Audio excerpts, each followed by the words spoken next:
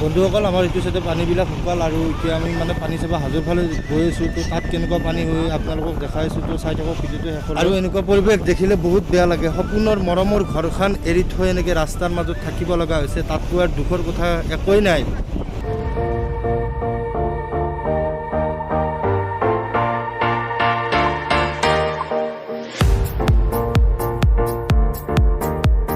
আৰু এতিয়া আমি আহি কলিতাকুছিৰ চক পালোঁ আৰু এইটো চকতো এটা থোকলৈকে পানী হৈছিল। তো এতিয়া পানীবিলাক নাই, শুকাইছে, কিন্তু ৰাস্তা ঘাটবিলাক সকলো বেয়া হৈ গৈছে। প্ৰায় 70% ৰাস্তা ঘাট বেয়া হৈ গৈছে, ছাইডবিলাক চব ভাঙি গৈছে।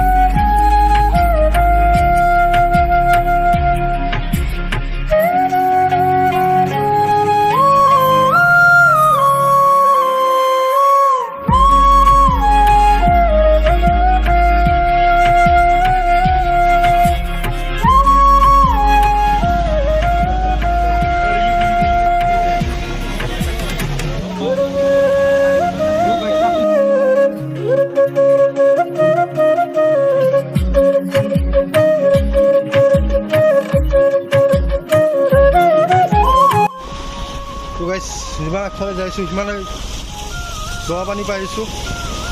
তো উপায় নাই।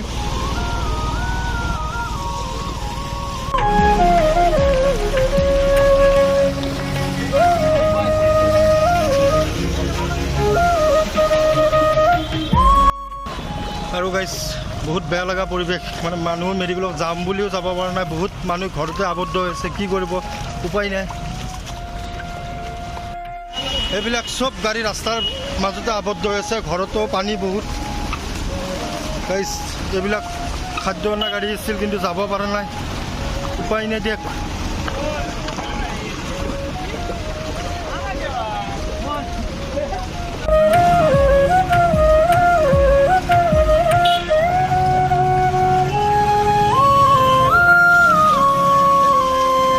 গাইছ এইখন চন্দ্ৰমা হোটেল বৰ্তমান বন্ধ আছে, কিন্তু মানুহ কি কৰিব গাইছ। মানুহে যেতিয়া গাড়ী যেতিয়া আহিব পৰা নাই, তো ই চন্দ্ৰমাক পৰঠা খাব আছিল, কিন্তু গাইছ বহুত টেনশ্যন আৰু উপায় নাই। বাবু ঘৰত খাবি যে পৰঠা একেলগে খাবা। এইবিলাক পানী খাই যায়, ৰাস্তাৰ পানী। পৰঠা খাই সি মানুহ মৰিব ধৰিছে বানপানীত। আৰু গাইছ বৰ্তমান আমাৰ সেইটো চাইডৰ পানীবিলাক চব শুকাইছে, কিন্তু এইটো চাইডে পানী বাঢ়ি আছে, মথাউৰি ভাঙিছিল।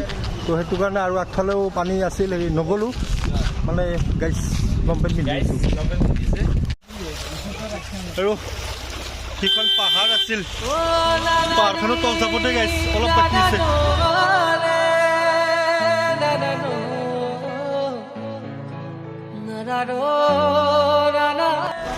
আৰু গাইছ পানীৰ কিমান বল হ'ব লাগিব। এই চাওক গাছ পৰ্যন্ত উভালি পেলাইছে।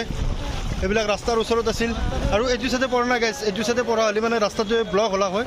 তো এইবিলাক পানী এতিয়াও ধাৰ বৈ আছে মানুহৰ ঘৰৰ পৰা।